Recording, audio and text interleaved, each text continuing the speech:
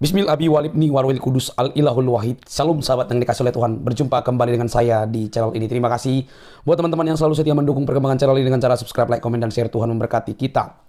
Sahabat yang dikasih oleh Tuhan, mari siapkan kewarasan Anda ketika mendengarkan video ini. Siapkan nurani dan kecerdasan Anda untuk menyimak bagaimana orang ini nampak kesurupan, memberikan argumentasi yang hanya mempermalukan dirinya. Bagaimana mungkin dia bisa menghalangi orang yang sudah berpindah keyakinan untuk tidak memiliki atau tidak memakai istilah-istilah kesukuannya ketika sudah berpindah keyakinan. Dan ini terjadi kepada apologetik Kristen yang sangat begitu banyak melayani orang-orang yang belum percaya. Mari teman-teman, mari waras, tidak perlu kepanasan, karena orang cerdas dia pasti dapat menggunakan akal sehatnya untuk melihat fakta dan belajar dari dalamnya. Ini dia videonya.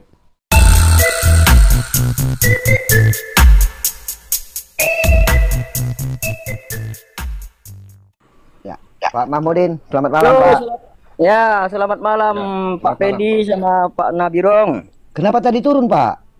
Wah, nak sengaja kejepit. Kurang paham ini ya. Tadi saya sudah lama mengikuti ya. Jadi memang satu ketegangan ya bagi orang kita Aceh ya. Mungkin juga Pak Pendi sama Pak Nabirong kan bisa menilai begitu banyaknya komen-komen yang dari Aceh ini banyak yang kurang suka kan gitu, Pak. Ya. Ya. Pak Mahmud, kasih tahu dulu Bapak orang mana, itu banyak orang yang ketik orang mana katanya. Saya orang Aceh Utara saya. Aceh Utara ya, Bapak Ibu juga orang Aceh Utara. Ya ya. Ada yang mau kasih kopi buat Pak Mahmud ya? Biar dia ada. kuat. Makasih ya. Jadi begini, kita kan sebagai warga yang baik, warga negara Indonesia yang berasaskan Pancasila, kita bisa kan saling menghargai, menghormati kan gitu, Pak.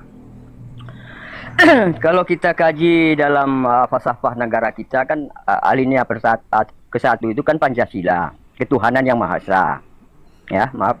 Ketuhanan yang Maha Esa lahir alinea kedua adalah kemanusiaan. Berarti kita yang sudah meyakini yang satu Tuhan, esanya Tuhan, kita semua memiliki rasa kemanusiaan. Apapun jenis keyakinan, setiap manusia punya rasa kemanusiaan. Setelah itu berikutnya yang adil dan beradab. Disitulah kita kaji, setiap kita umat manusia yang khusus di Indonesia ini ya sudah berketuhanan. Cuman kan dibilang tadi berapa kita agama, 6 agama punya esa Tuhan. Jadi yang jadi buah pemikiran saya begini menilai, di antara kita umat Kristen sama Islam selalu berdebat, ya kan? Lucu saya gitu. Kalau yang lainnya kurang. Di sini saya lihat di forum yang selalu ada perdebatan Islam sama Kristen, yaitu masing-masing yang memaklumi pemikiran yang luas itu tidak bermasalah. Tapi yang dangka-dangka seperti tadi kan Pak Pen kan orang kita Aceh kan nggak tahu jawab. Itu jadi masalah, ya kan? Jadi yang jadi pertanyaan menurut Pak Pendi, Pak Nabirong, keadaan ini dari awal sampai akan datang selalu ada komen-komen dari Aceh. Bagaimana perasaan Pak Pendi atau Pak Nabirong? Oke, perasaan saya lah dulu ya. Ya. Yang pertama bagi saya itu biasa Pak Pak Mahmud. Bahkan juga biasa. Kenapa saya bilang biasa? Karena saya juga dulu seperti itu. Oh ya. Saya seperti itu dulu. Ya. Nah, yang kedua sangat saya sayangkan. Ya. Kenapa? Dikarenakan selalu mereka katakan bahwa Islam di Aceh kuat. Ya. Syariat Islam kuat. Ya. Tetapi secara tidak langsung mereka menunjukkan bagaimana kualitas mereka. Dari mana? Dari typing itu, dari komentar-komentar mereka, dari caci maki mereka. Ya. Di sisi lain ketika kita tanyakan, Pak Mahmud lihat sendiri, nggak bisa dia jawab. Apapun yang kita tanyakan, nggak bisa dijawab. Tetapi dengan begitu berani mengkritik iman yang tidak dia imani. Ya. Itu dari saya, Pak Mahmud. Ya. Kalau Pak Nabirong gimana pendapatnya? Kalau saya sebenarnya itu, mereka harus lebih cerdas saja sih sebenarnya, Pak ya. Ya. Lebih cerdas, mereka itu harus belajar. Kan kita pun selalu sarankan ke mereka, sebelum kalian mengkritik orang lain, kalian belajar dulu yang benar, baru datang kemari. Ya. Karena apapun yang kami tanyakan, bahkan kitab kalian tidak mengerti, tetapi kalian mengerti kitab kami, kalian mempertanyakan kitab kami. Iya. Nah, bagaimana kalau saya pengen tahu kitabmu? Kau tidak bisa jawab. Ini kan jadi lucu. Nah, mereka datang kemari mempertanyakan kitab kita jawab. Tapi mereka nggak mau terima. Nah, ini yang jadi masalah bagi mereka. Harusnya mereka belajar dulu, setelah mereka menguasai, barulah mereka datang kemari. Gitu. Saya sih gitu, Pak. Tapi kalau perasaan bagi kami itu tidak ada masalah, Pak. Gitu. Mereka mau ngomong apa, bahkan itu kita bilang, jangan kalian permalukan diri kalian sendiri dan Aceh dengan ketikan-ketikan dan makian-makian itu, karena itu menunjukkan ketidakadaban kalian. Makasih topinya, Mami. Gitu. Ya, oke, Pak. Terima kasih Pak Nabirong. Saya angkat salut sama Pak Pendi, Pak Nabirong menguasai isi Alkitab. Itu bagus itu. Menurut saya ya memang suatu bukti bahwa kita betul-betul meyakini kan gitu. Punya hak masing-masing. Cuman begini, yang saya nilai problem dari komen-komen itu perkara nama di situ kan. Jadi akibat perkara nama suku Aceh, ya namanya Aceh tadi, maaf itu Bapak tadi masuk memang kita geram juga kan perkara perkara Aceh untuk apa dibawa-bawa kayak gitu. Cuman kalau kita nilai dari komen-komen dari awal sampai sekarang, berarti pemikiran orang kita itu, orang kita Aceh itu memang fanatik betul keislaman, walaupun mereka tidak paham cara penjelasan. Disitulah bangkitnya komen-komen. Kan terbukti ya Pak Pendi ya. Cuman kita begini, kalau saya bisa tanya sekarang, masalah Yesus kan juru selamat tadi. Maaf ini kan, kajian selamat itu, juru selamat itu untuk menyelamatkan manusia keadaan sekarang atau ada yang akan datang atau bagaimana Pak Pendi? Apanya Pak? Makna selamat, juru selamat itu. Sekarang dan selamanya Pak. Selamat di dunia dan selamat di akhirat. Iya, betul. Maka kami selalu dituntut oleh Alkitab, selalu dituntut supaya kami berada dalam firman. Oh, iya. Harus berada dalam firman. Karena kenapa? Ini sebagai pedoman, ini sebagai pegangan, ini sebagai kepercayaan, dan ini sebagai iman. Nah, kami disuruh untuk membaca, merenungkan, baca, renungkan, dan lakukan. Kami tidak disuruh untuk membaca dan menghafalkan, tidak. Hafalkan tidak, tapi disuruh membaca dan direnungkan. Nah, maka Yesus mengatakan, kamu di luar aku tidak bisa berbuat apa-apa. Berarti jadi Yesus di dalam Yesus bukan saja ada keselamatan, tapi ada damai, ada sejahtera, ada sukacita. Maka di dalam pujian dikatakan, kalau ku cari damai, hanya ku dapat dalam Yesus. Kalau ku cari ketenangan, hanya ku temui di dalam Yesus. Nah, Pak Mahmud sekarang lihat sendiri. Dengan kita beragama, itu membuat kita terkotak-kotak. Kita beragama tidak bisa menghargai satu sama yang lain ketika kita melihat orang itu tidak seagama dengan kita. Ditambah lagi apabila orang itu keluar dari agama kita, itu semua caci maki yang keluar. Ini menunjukkan bahwa kita selama ini fanatik sekali terhadap agama, fanatisme. Sudah bukan lagi fanatik, tapi fanatisme ya. Ya, memang problem sekarang yang kita hadapi tentang Kristen sama Islam memang terbentur dengan masing-masing keyakinan membenarkan versi sendiri ya masing-masing.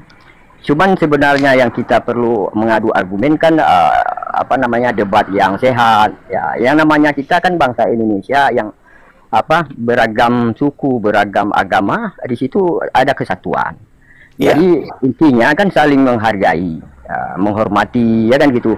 Kalau di Islam kan ada dibilang, Pak Bendi juga ngerti, aku tidak akan menyembah apa yang kamu sembah, kan gitu. Lakum dinukum waliyadin. Cuman yang kembali kepada keselamatan tadi, apakah memang kita selamat tidak terbentur antara satu dengan lain umat manusia? Gimana maksudnya itu Pak Bendi? Selamat tidak terbentur dengan satu sama lain hubungan itu pasti terbentur. Kalau kita tidak terbentur ya orang lain yang membenturkan. Makna keselamatan di dalam Kristus itu artinya itu yang Bapak tanyakan, begitu Pak ya? Ya. Oke, kalau kayak gitu kita harus mengerti kenapa Yesus itu datang ke dunia ini. Ya. Nah, kan seperti itu kan? Ya. Apa tujuannya? Nah, ini kalau di orang Kristen paling mudah, pertama dikatakan untuk mendamaikan antara manusia dengan Allah sendiri. Nah, kenapa? Karena begini. Karena ketika Allah itu menciptakan manusia, itu adalah untuk kekekalan, Pak. Untuk hidup kekal, bukan untuk mati, Pak. Tetapi ketika Allah itu memerintahkan kepada manusia untuk tidak memakan atau memakan ke buah terlarang itu, kita anggap itu kalau di dalam Muslim mungkin dikatakan buah kuldi ya. Nah, itu adalah larangan yang pertama kali dikatakan Tuhan kepada manusia untuk tidak memakan itu. Tetapi manusia dengan kehendak bebasnya yang diberikan oleh Tuhan itu, dia tergoda oleh iblis. Nah, iblis memanfaatkan firman Tuhan, iblis memanfaatkan larangan tersebut dengan cara membalikkannya, Pak.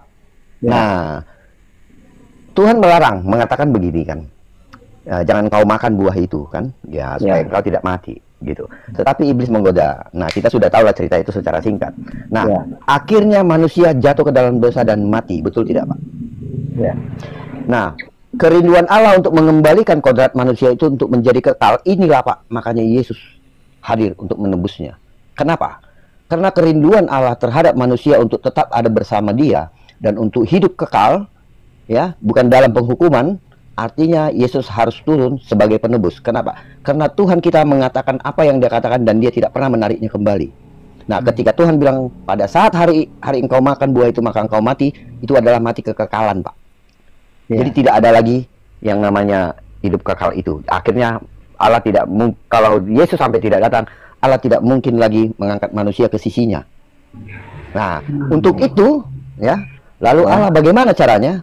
Setelah manusia jatuh ke dalam dosa, Allah berjanji akan datang untuk menebus dosa itu. Artinya harus ada pengorbanan. Mungkin zaman dahulu kita mengenal itu dengan yang namanya korban bakaran dan korban darah. Itu adalah simbolis sebelum kedatangan Yesus.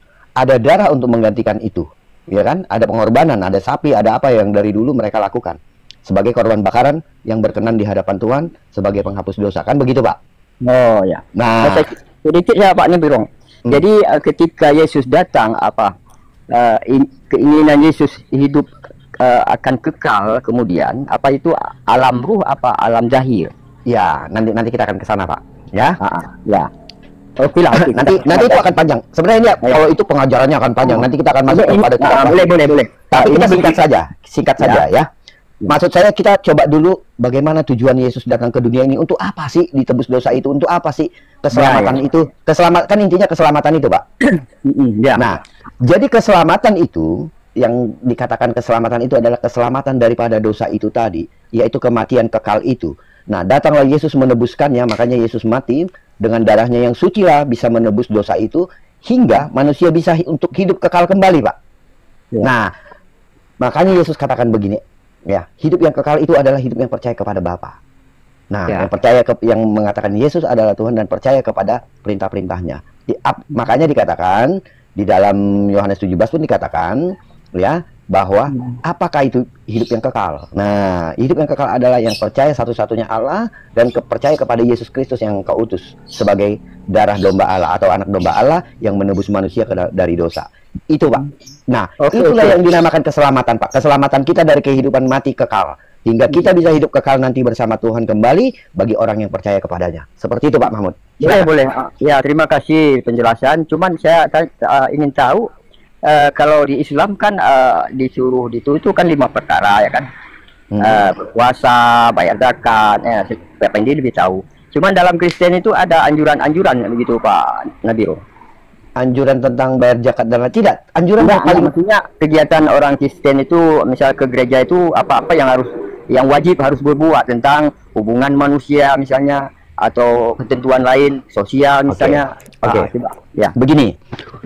Orang bertanya, apakah hukum yang terutama di dalam kekristenan? Hukum yang terutama di dalam kekristenan adalah, ya, ada di Ulangan 6 ayat 4, ya, menyembah Allah yang satu. Lalu apa hukum yang kedua? Ya, kasihilah Tuhan Allahmu, itu yang pertama, Pak. Artinya ketika kita mengasihi Tuhan Allah kita bukannya takut, Pak, tetapi kita mengasihi. Karena kita mengasihi, karena Tuhan sudah berbuat banyak kepada kita. Itulah makanya kita datang untuk menyembah dan memujinya. Nah, itulah yang kami lakukan di dalam gereja. Lalu bagaimana dengan kehidupan sosial kalian? Nah, Yesus jelas sekali menyatakan, mengajarkan, kasihilah sesamamu manusia seperti dirimu sendiri. Bagaimana kita mengasihi diri kita sendiri, Pak? Nah, kalau kita gores tangan kita sedikit saja, kita merasakan sakit, betul? Betul. Nah, akhirnya kita tidak akan mungkin mau menyakiti diri kita sendiri. Demikianlah yang harus kita lakukan terhadap saudara-saudara kita yang lain. Ya. Ketika kita menyakiti orang lain, menyakiti hati orang lain, ketika kita menyakiti mereka dari segi apapun, maka kita seharusnya sudah merasakan bagaimana sakitnya itu terhadap diri kita sendiri. Makanya Yesus katakan begini, perbuatlah apa yang ingin orang lain perbuat untukmu. Ketika kita berharap orang lain baik sama kita, maka kita harus membuat itu lebih dahulu. Ketika kita berharap orang lain memberi sama kita, maka kita harus memberi terlebih dahulu. Ya, seperti itu, Pak. Jadi makanya pengajaran Yesus inilah yang kami lakukan, Pak, untuk kehidupan kami sehari-hari, mengasihi Bapak, mengasihi orang lain, gitu ya. Nah, apakah ini mudah? Tidak mudah, Pak. Tetapi kami harus berjuang, dan Yesus katakan, siapa yang menang sampai kesudahannya, aku akan menjadi Allahnya dan mereka akan menjadi anak-anakku. Seperti itu, Pak. Silakan. Terima kasih. Saya pernah juga mengikuti kisah Yesus ketika sama sahabatnya itu. Memang ada ungkapan seperti Bapak Nibro bilang, berikanlah kepada orang yang tak pernah memberi akan kamu. Kan mulia sekali itu. Cuman dalam tindakan hukum kehidupan misalnya negara kita ini, seperti kejadian Pak Sambu kemarin, ya kan?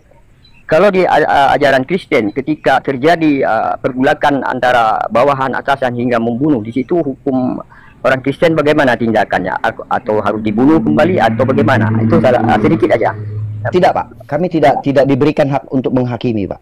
Oh. Penghakiman itu adalah milik Allah. Tetapi kami harus tunduk kepada hukum yang diadakan pemerintah. Karena jelas di dalam Alkitab kami dikatakan tunduklah kepada pemerintah. Sebab pemerintah itu adalah pilihan Allah juga. Nah, makanya ketika itu ada orang bertanya, Tuhan, kita harus membayar pajak. Bagaimana? Ya kan? Cukai. Ya. Yesus bilang, bayarkan. Yesus memberikan kepingan kepingan uang itu untuk membayarkan pajak. Dia harus tunduk kepada pemerintah yang ada, yang di mana dia hidup.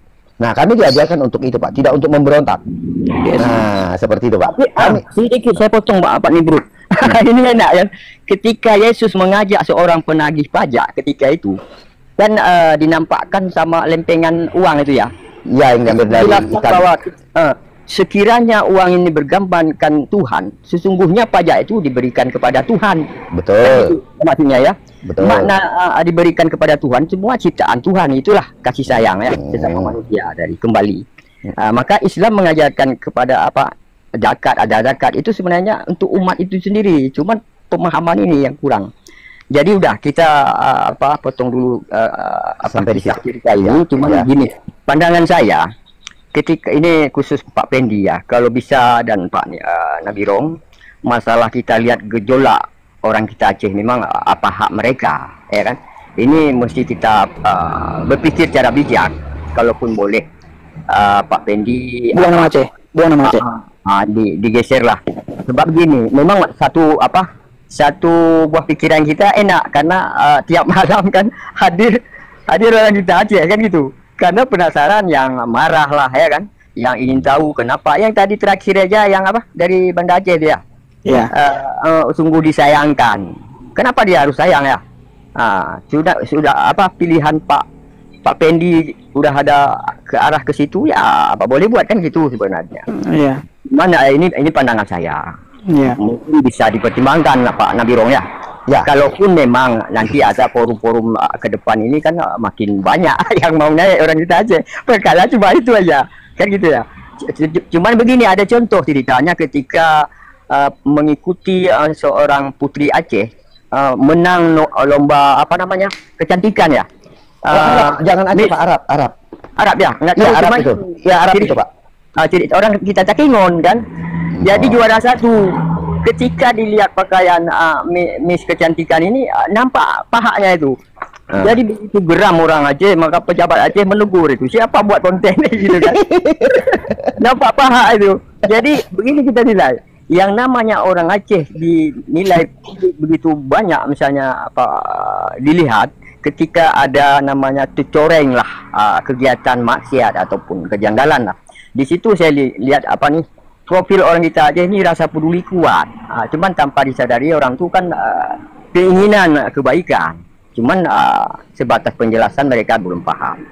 Jadi simpatisan begitulah. Maka saya dari tadi menyimak komen itu Aceh selalu caci maki kan gitu Pak Bendi ya. Sebenarnya Pak Mahmud, ya. Sebenarnya bukan gara-gara pakai nama Aceh. Saya kan sudah sering sekali jelaskan ya, sering sekali sampaikan. Mereka mencaci maki karena saya keluar dari agama Islam. Tidak satu, ya. Itu hanya itu satu-satunya. Karena itu satu-satunya. Karena sebelum saya pakai nama Aceh, nama saya tetangga saya. Ya. Habis itu orang Aceh marah kan? Ya. Nah, saya pakai, iya orang Aceh marah. Itu saya tidak pakai Aceh, Pak Mahmud. Ya. Nama akun TikTok saya ini tetangga saya, bukan Pendi. Tetangga saya. Alasan saya buat tetangga saya agar orang tidak kenal saya. Agar orang tidak tahu kalau saya orang Aceh. Ya. Datang orang Aceh, saya dicaci maki. Mereka bilang saya bukan Aceh. Ya, ini buktikan itu ya. Ya sudahlah, sekaligus lah. Kalau orang Aceh bilang kan begini ya. Daripada Bulut, daripada Cibaro, daripada aku kok melungkop. Nah, ya betul juga. Cuma begini kan, kita sama-sama berpikir akal yang sehat. Saya tidak kalau mengenai itu Pak Mahmudin, saya minta maaf ya, Bapak selaku orang tua lah ya. Saya tidak akan memindahkan lagi nama Aceh ini. Jadi Bapak jangan lagi bilang Pendi, kalau bisa buang nama Aceh. Nggak bisa, saya tidak akan mau lagi. Oh ya, nggak masalah Pak Pendi ya, Pak. Ya, karena memang ya Pak Mahmud, ya, saya dihina, dicaci maki memang gara-gara saya percaya kepada Yesus. Nah, pertama nama akun saya tetangga, lalu ada salah satu akademis ya, orang aktivis, salah satu aktivis meminta supaya nama Aceh saya hapus. Ya. Saya hapus, saya ganti Pendi Sumatera. Ya. Wah, tambah marah orang Aceh. Saya ganti nama Sumatera. Saya ganti Pendi Aceh ke Pendi Sumatera. Marah. Tambah marah, tambah parah marahnya. Akhirnya Pak Mahmud kembali lagi ke Pendi Aceh. Nah, kalau Pak Mahmud bilang sebenarnya mereka marah karena saya bukan, karena saya keluar dari agama Islam, itu yang membuat mereka marah. Begini, saya potong sedikit Pak Pendi ya. Sebenarnya kalau saya lihat kriteria orang Aceh itu kasih sayang sesama itu paling mendalam. Sebenarnya kalau sebenarnya kita nilai, sebenarnya kasih sayang untuk Bang Pendi itu kuat sekali. Cuman berhubung Pak Pendi sudah punya pilihan, ya kan? Jadi orang tuh jadi geram, nggak tercapai ingin Pak Pendi. Nggak masuk akal itu. Maaf, saya nilai gini. Kalau persatuan orang Aceh di Batam, saya lihat Aceh serantau. Kalau di Sumatera, di Belawan, Aceh sepakat. Iya. Jadi kemanapun Aceh itu tetap bersatu, karena orang kita Aceh ini seakan saudara kuat lah, walaupun memang ada yang sifat karakter itu agak beringas ya gitu kan. Itulah perlu ilmu pengetahuan. Tapi yang saya nilai gini, orang kita Aceh ini kalau di luar itu sangat-sangat satu sama lain itu saling mencintai. Cuman berhubung ini, kita potong aja dulu sama Pak Pendi, karena memang sudah hak Pak Pendi, walaupun anda bisa dirubah Aceh, ya apa boleh buat kan. Ya perlu kita tahu juga ini akan esoknya ke depannya itu tampillah komen-komen ya mungkin Pak Nibung pun nggak bisa lelah ya kan. Jawaban macam tadi saya nggak berbobot semua ya kan. Mau komen sama Pak Pendi tapi nggak bisa bobot. Itu Pak Pendi tanya tentang Islam nggak bisa jelas ya kan. Ya cuman saya maklum, cuman itulah pandangan saya. Kalau bisa, kalau nggak bisa ya masalah. Maklum ya Pak Biro ya. Siap. Terima kasih banyak. Cuman ini ada nanti saya tunggu kalau bisa ada 10 macam anjuran Yesus kepada pengikutnya ini. Oh, boleh gini Pak Mahmud. Nanti Bapak siapkan saja pertanyaan Bapak itu dan sumber-sumbernya. Ya. Nanti kita bisa diskusi enak Pak di sini Pak. Boleh. Tapi kalau sekarang kan udah terlalu pagi nih Pak. Ya boleh. Bapak siapkan aja. Nanti Bapak minta naik aja. Saya ini kan mengkaji ilmu pengetahuan. Ketika Yesus dalam kami kan Nabi Isa alaihissalam ya. Cuma di situ Yesus adanya nama Tuhan ya. Jadi yang tujuannya kebaikan itu sejalan sebenarnya. Saya lihat kan. Jadi untuk menyelamatkan umat ketika umat Nabi Isa, umat Yesus ya kan. Tujuan itu ada hikmah, ada larangan itu hikmah, anjuran itu ada hikmah. Misalnya kami di Islam begini dibilang. Kalau kamu mengkonsumsi yang haram, nah di situ efek-efek dari seseorang mengkonsumsi yang haram, dan sementara yang haram ini kita makan sepiring nasi, jadi setetes darah jadi darah kotor, dipompa ke seluruh organ tubuh dari jalur darah ini, dipompa naik ke otak, jadi otak-otak kotor. Itu pemikiran. Itu satu kajian yang bahwa dilarang keras mengkonsumsi yang haram. Itu enggak saya jelaskan yang nama haram dilarang keras. Kenapa? Yang pertama kita beribadah kepada Tuhan tidak diterima, ya kan? Timbullah efek jiwa yang bersifat binatang dalam tubuh kita itu bangkit itu. seperti tamak, rakus, buas, syetani. Itulah pengaruhnya. Kenapa dilarang? Di situ. Apakah di dalam Kristen itu mengajari demikian? Enggak. Contohnya binatang yang, maksudnya contohnya yang haram itu yang seperti apa nih, Pak? Ini kan ada haram riba, haram memakan uang judi, uang korupsi, ya kan? Cuman walau masalah haram dari binatang itu memang kan tadi Bapak bicara soal makanan menjadi ke dalam darah, artinya ini bukan itu ya. Ya. Babi. Yang haram apa nih Pak? Yang menurut Bapak yang untuk kita makan dan dari darah itu bisa menjadi ke otak itu menurut Bapak yang mana? Oh begini dia, kita makanan ya halal, cuman memperolehnya tidak sah. Jadi dikategorikan haram. Makanya kita berbohong atas nama sesuatu untuk memiliki punya orang. Ya kan, kita misalnya ada dana sekian, 1 juta. Ini pemberian orang. Jadi ya, dari uang haram lah intinya, dari uang haram. Jadi ya, itu tidak jadi apa-apa. Oke.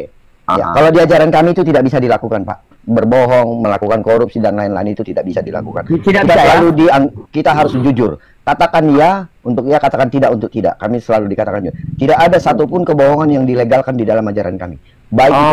Baik itu tentang membela Allah, membela Tuhan, membela kitab, membela orang tua, membela siapapun, tidak bisa kami itu memang bohong.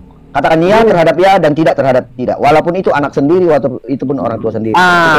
Memang itu bagus karena apa? Sudah jelas kita meyakini dengan keimanan kita bahwa dilarang. Cuman ketika terjadi ulah manusia misalnya di negara kita, itulah hukum itu nggak bisa dijalankan karena memang urusan hukum negara. Ya, itu urusan hukum negara Pak, itu bukan urusan kita. Itu saya lari ke sana nanti. Cuman kalau hukum kita kembali ajaran Islam begini, Nabi bersabda kan, sekali berdusta maka bertambah dusta berikutnya. Artinya orang yang suka menokoh itulah. Maka ada dibilang hadis lagi, ya mungkin Pak Pendi mengerti lapasnya. Yang musulitnya kon umat lu, bukan umat Nabi Muhammad. Berarti al-kizbula ummati. Iya, jadi gini kita bahas. Kalau Islam itu ada mukmin, kan? Ada musyrikin, ada munafikin. Berarti di antara 3 tadi kalau berdosa bukan umat Nabi, berarti tapi umat Nabi begitu ya di garis munafikin sama musyrikin. Disitulah bahayanya. Makanya gini sebagai buah pikiran kita mengkaji. Tapi kalau dilihat di dalam agama Pak Mahmud ya, diperbolehkan berbohong dalam 3 hal. 3 hal, iya. Nah itu udah 3 hal itu diperbolehkan berbohong. Kalau di dalam Alkitab yang namanya bohong tidak ada yang memperbolehkan kecuali setan. Jadi dalam Alkitab itu tidak ada bohong demi kebaikan, bohong demi agama, bohong demi ajaran, tidak boleh. Yang namanya bohong itu sudah salah. Ya. Udah itu aja Pak Mahmud ya, jangan lagi dilanjut. Kapan-kapan nanti naik lagi. Terima kasih waktunya Pak Nabirong ya, Pak Pendi ya. Siap ya Pak Mahmud ya. Siap Pak Mahmud. Dari yang terbaik lah ya. Selamat malam ya. Selamat malam Pak Mahmud. Anda itu perlu memikirkan sebelum mengeluarkan kalimat terkait apa yang Anda ucapkan. Karena kalau Anda asal bicara di tengah-tengah keadaan yang begitu banyak orang cerdas dan pintar, maka Anda terlihat botol sekali atau tidak berilmu, bahkan tidak paham apa yang sebenarnya terjadi. Pertama, yang Anda harus tahu, bahwa setiap orang itu ketika berpindah keyakinan atau menganut satu agama tertentu, itu dijaga dan diberi hak dan ruang oleh bangsa ini. Jadi Anda tidak punya kuasa untuk melarang orang untuk memilih agama yang diyakininya benar. Dan itu dijaga, walaupun pada faktanya kadang-kadang ada yang memperlakukan si A yang berpindah ke keyakinan si B. Artinya, sekalipun dijaga, masih ada cara-cara yang kurang tepat diperlakukan kepada orang-orang seperti itu. Yang kedua, siapa Anda yang melarang orang tetap memakai sukunya di dalam namanya ketika dia berpindah keyakinan? Anda juga tidak punya hak untuk itu. Masa kiranya karena orang itu, misalnya saya orang Batak, akhirnya memeluk agama tertentu, maka saya tinggalkan kebatakan saya? Tidak mungkin. Itu warisan yang tidak bisa dilepaskan dari diri saya, dari hidup saya. Itu tidak bisa dilepaskan, walaupun saya menjadi agama tertentu. Walaupun saya berkeyakinan yang berbeda dari orang tua saya, itu tidak bisa dilepaskan bahwa saya tetap orang Batak. Jadi siapa Anda ketika seseorang itu pindah keyakinan dari Islam ke Kristen lalu tidak bisa memakai suku Aceh di dalam dirinya? Anda sungguh sangat sombong. Anda sungguh sangat pongah. Anda sungguh sangat tidak memberi ruang kepada kebebasan untuk memilih agama. Apa hak Anda? Alasan Anda karena mayoritas Aceh itu Islam. Itu bukan alasan. Yang menjadi alasan di sini yang nampak sekali adalah ketidaksukaan Anda terhadap kekristenan. Karena kalian lihat bahwa ada orang Islam dari Aceh memilih untuk percaya kepada Yesus, lalu dia memberkati berdoa bagi bangsa sendiri. Lalu Anda juga tidak berhak tidak berhak melarang orang berdoa bagi kebaikan orang-orang. Misalnya saya atau si Murtad ini tadi lah, gitu ya. Dia ceritakan loh, hidupnya itu di masa dulu itu sangat suram, tapi ketika dia percaya kepada Yesus Kristus, akhirnya dia berubah 180 derajat, lalu dia mengingat masa lalu itu dan berdoa untuk Aceh supaya mengalami kemurahan Tuhan. Apa yang salah? Harusnya kalian ini atau oknum ini malu ketika banyak oknum tertentu yang bersuara, berkeyakinan, memiliki nilai-nilai keyakinan, tapi perilakunya kepada agama lain itu tidak tepat. Seperti yang barusan viral kita dengar. Bagaimana Pak RT yang katanya beragama justru menganiaya orang lain yang tidak seagama dengannya karena berdoa rosario lalu dilakukan hal yang seperti itu. Harusnya itu yang Anda lawan, bukan orang yang hidupnya sudah baik lalu berusaha meminta kepada Tuhan yang Maha Kuasa, kepada Tuhan yang dia percaya untuk memberkati daerahnya. Apa yang salah?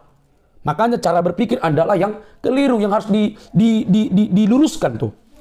Nah, teman-teman yang dikasih oleh Tuhan, tidak ada yang salah dengan murtadin ini. Yang masalah adalah cara berpikir si orang ini. Ya kita juga nih, aku misalnya orang Kristen dari kecil, tapi ketika saya bertobat, saya berdoa bagi bangsa ini, berdoa bagi Aceh, dari Aceh sampai Papua, dari Merauke, ya dari Sabang sampai Merauke berdoa, semua suku didoakan. Kenapa? Bukankah itu sudah menjadi kerinduan setiap orang yang berniat baik? Kalau urusannya mereka percaya atau tidak, itu urusan belakangan. Bukankah Islam juga agama syiar yang menyiarkan agamanya untuk mencari pengikut? Kalau agama Islam tidak agama penyiar, nggak mungkin berdakwah. Kan gitu intinya. Oke? Perhatikan deh para mualaf itu. Anda pasti lebih teranglah pikirannya, nggak sesempit itu. Nah, teman-teman, kita berdoa terus supaya seluruh suku dan bangsa itu mendapatkan kesejahteraan dari Kristus yang mengasihi. Karena Yesus tidak pernah berkata dia datang untuk orang Kristen. Tidak pernah dia datang untuk beragama Kristen. Tidak. Dia datang untuk semua orang dari suku, bangsa, ras. Dan yang paling menarik adalah dalam Wahyu 7 ayat 9. Ya, kalian baca baik-baik. Di sana tertulis dengan baik dan tepat bahwa dari suku, ras, bahasa, dan agama akan berdiri di hadapan tata anak domba Allah. Mereka akan menyembah kepada anak domba Allah itu Kristus. Jadi tidak ada halangannya. Semangat terus orang Kristen yang baru percaya untuk berdoa bagi bangsanya, bagi orang-orangnya, bagi keluarganya. Karena Tuhan Yesus pernah berkata, pergilah kepada keluargamu. Ya, maka engkau dan seluruh keluargamu akan diselamatkan oleh Tuhan. Sampai di sini teman-teman, semoga kita cerdas. Nggak usah kepanasan. Anda yang melihat video ini bahkan orangnya tersebut, nggak usah kau kepanasan. Ya, tidak ada unsur sesuatu pun yang mau kita jelaskan, tapi melihat komentar Anda itu sangat disayangkan bahwa sentimen yang Anda tunjukkan bukan soal kesukuan, tapi soal bahwa dia dari Aceh percaya kepada Tuhan Yesus. Itu sangat nampak sekali. Oke, teman-teman, sampai di sini video saya. Jangan lupa untuk mendukung dengan cara subscribe, like, komen, dan share. Sampai ketemu di video selanjutnya. Bye bye.